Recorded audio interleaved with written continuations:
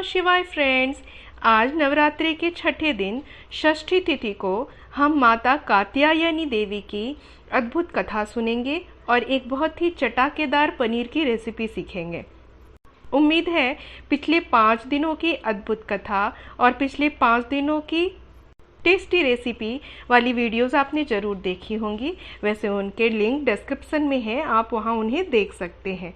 तो आइए मैं बताती हूँ कि आज हम कौन सी रेसिपी करने जा रहे हैं। आज मैं आपको झटपट बनने वाली पनीर टिक्का की रेसिपी सिखाने जा रही हूँ, जो बनाने में सुपर इजी है और खाने में सुपर टेस्टी। चलिए शुरुआत करते हैं। इसके लिए हम ½ kg फ्रेश पनीर लेंगे, चाहे तो आप मार्केट से ले लें या फिर घर पे बना लें।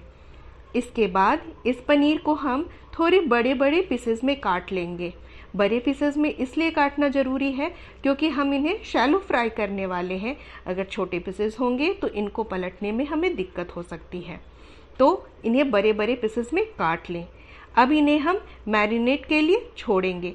मैरिनेशन के लिए थोड़ा सा फ्रेश दही लें, थोड़ी सी हल्दी डालेंगे, थोड़ी सी रेड चिली पाउडर, थोड़ा सा भुना जीरे का पाउडर, थोड़ी सी ब्लैक पेपर, थोड़ा सा व्रत का नमक। इतनी चीज़ें मैरिनेशन के लिए डालकर हम हमारे कटे हुए पनीर के टुकड़ों को इस मैरिनेशन में डालेंगे। अगर आपके पास समय है तो इस मैरिनेशन में पनीर को डालकर आप 15-20 मिनट या आधे घंटे फ्रीजर में रख दें।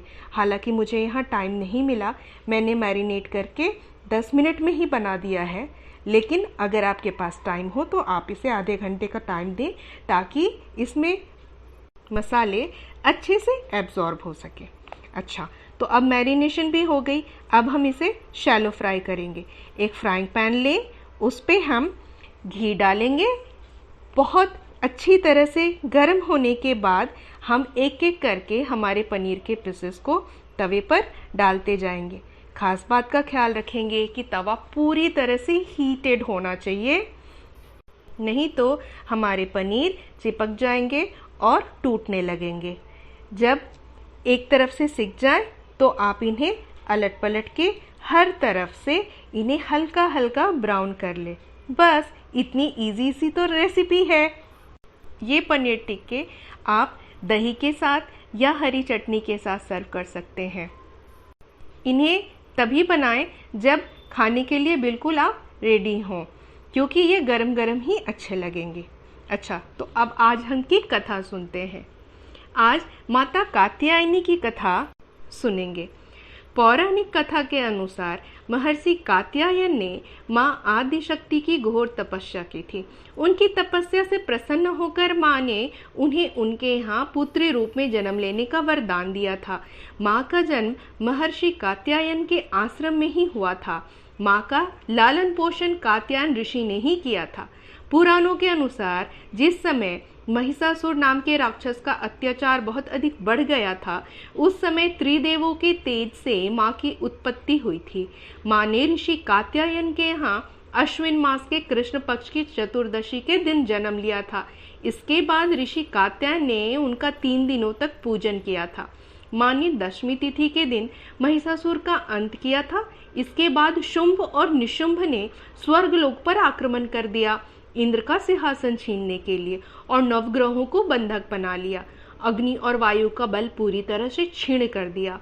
उन दोनों ने देवताओं का अपमान करके उन्हें स्वर्ग से निकाल दिया था।